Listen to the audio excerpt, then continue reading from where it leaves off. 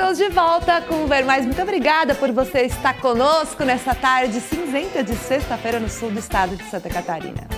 Nós vamos falar agora de endometriose. Segundo a Organização Mundial da Saúde, OMS, no mundo todo estima-se que entre 10 a 15% das mulheres em idade reprodutiva apresentam quadros endometrióticos. No Brasil, 1 em cada 10 mulheres possui algum tipo de endometriose. Março Amarelo é para aumentar as ações de conscientização da doença em todo o planeta.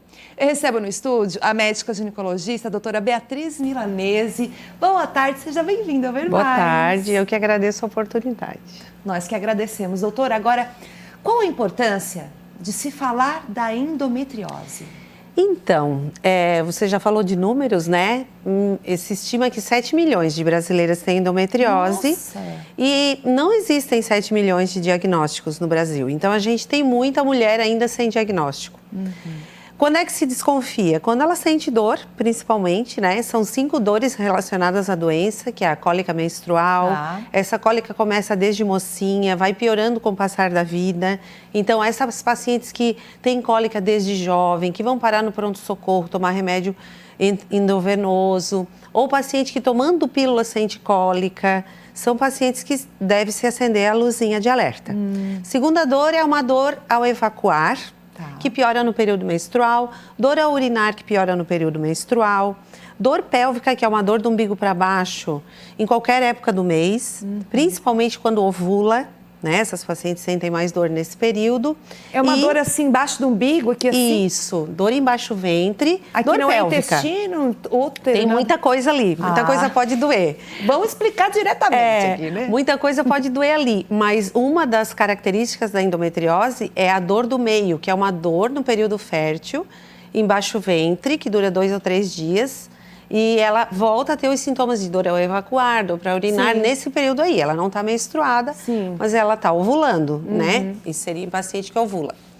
E o último sintoma seria a dor para ter relação. Geralmente são dores profundas, quando toca no fundo. Então, essas pacientes precisam procurar ajuda médica.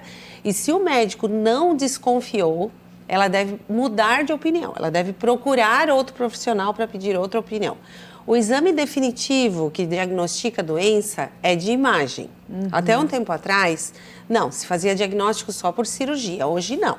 Hoje se faz diagnóstico por imagem. Já consegue se analisar ali a endometriose. Exatamente, melhorou muito os exames de imagem, então são 2, ressonância magnética ou ultrassom transvaginal com preparo intestinal. Tem que ser feito por quem sabe ver, né? Então, também esse ultrassom com preparo não adianta fazer com qualquer um, que tem que fazer com quem sabe. Eu faço endometriose há 20 anos, então a gente já sabe na cidade quem é o radiologista que acerta, né? E acaba indicando lá.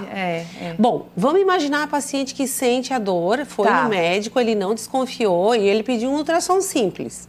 No ultrassom simples, só tem um tipo de endometriose que aparece, que é a ovariana, que é a que forma cistos e tal. Essa pode aparecer. O que é endometriose? Então, é uma doença em que endométrio, que é a camada que reveste o útero por dentro, começa a se proliferar fora do útero. Então, em trompa, ovário, intestino, bexiga, ligamentos.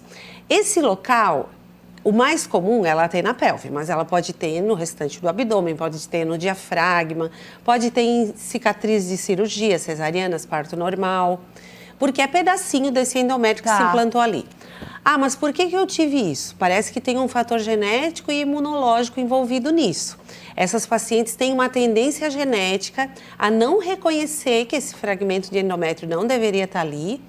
E o certo seria o sistema imunológico dela destruir esse pedacinho de endométrio fora do lugar, mas ela tem uma falha nesse sistema e acaba não reconhecendo. Então, esse pedacinho de endométrio se cria, se prolifera e começa a crescer em outro lugar. Quando ele cresce, ele vai formando uma inflamação crônica. E essa palavra é bom guardar, inflamação. Porque é como se, eu sempre faço uma analogia com uma lâmpada. Quando a gente está inflamada, a lâmpada está acesa. Então, o tratamento, ele se baseia em apagar essa lâmpada. Cirurgia, eu vou lá e tiro a lâmpada. Né? Então, a cirurgia trata a endometriose? Trata, só que eu posso ter a doença novamente após uma cirurgia. Focos novos, Então, no principalmente se ela continua menstruando. Tem que trabalhar com o tratamento e trabalhar na inflamação. Isso, exatamente. E daí se trabalha como? Você falou, cirurgia é um deles. Isso. Alimentação. Cirurgia é um deles e é exceção. Tá. Né? Sempre lembrar que a endometriose, o principal tratamento dela é clínico. O tratamento clínico pode ser feito por vários anos durante a vida da paciente e em algum certo momento ela tem indicação cirúrgica. Não é porque ela tem endometriose que ela tem hoje indicação cirúrgica. Ela pode ter um dia indicação cirúrgica, mas esse dia tem que ser criteriosamente avaliado para que ela não seja polioperada. No Brasil, as pacientes com endometriose se submetem, em média, a 4 cirurgias na vida. Nossa. E isso não é o correto. Sim. O correto é ela passar por 1, 2 no máximo. Então, a gente faz como o pit stop de Fórmula 1. Tá. Procura fazer na hora certa, porque se faz cedo demais, vai ter que fazer mais de uma na vida. E daí vai ter que... E querendo ou não, é evasivo, né? E se fizer na hora certa, pode ser que Sim. faça uma só. Doutora Bea, quais as consequências para a mulher, além da dor, né? Porque como a doutora Então, falou, não é normal ter dor, não. né? A principal consequência é dor, né? Tá. Que tira a qualidade de vida da paciente, e infertilidade. 50% das pacientes que têm endometriose têm dificuldade para engravidar. 50% não tem. Então, ter endometriose não é uma sentença de infertilidade. Ela pode engravidar espontaneamente. Só que as 50% que têm dificuldade, às vezes elas precisam passar por algum tratamento, ou cirúrgico, ou fertilização, ou os dois. Né? Mas primeiro ela tem que tentar. O principal problema dela hoje de saúde pública não é infertilidade também, mas é dor, né? Que é o que tira ela do trabalho, que é o que tira ela do colégio, que é o que impede a vida sexual dela. Sim, e na sua avaliação, por que tem o diagnóstico vem tão tardio? Você já falou da questão, né? Sim. De que não se investiga, não é normal ter dor, tal, mas por que isso? Isso não é só no Brasil. Tá. No mundo todo foi feito um trabalho mundial em que se avaliou o tempo de atraso no diagnóstico da endometriose. E a média de tempo de atraso é 7 anos. Então, parece-me que as pacientes ficam muito tempo com a dor até que alguém desconfie e peça o exame correto, que é esse ultrassom transvaginal com preparo ou ressonância magnética de pelve. A diferença dos dois é a ressonância dá para fazer em virgem. Sim. Né? Então, adolescente, que não Sim. teve a vida sexual ainda.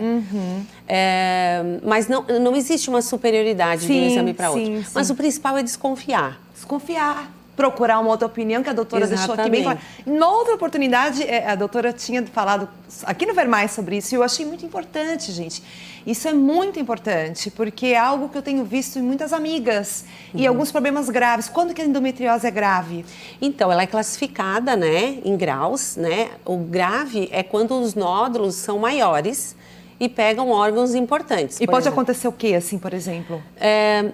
A dor ser maior, a infertilidade é maior, Tá. enquanto maior, mais avançada é a doença. Sempre lembrando que o foco começa pequenininho, microscópico, e ele vai crescendo. Quando ele passa de 5 milímetros, ela é classificada como profunda. E é essa que aparece no exame de imagem. Então, quando vem um exame de imagem normal, esse correto, esse com preparo, não quer dizer que ela não tenha.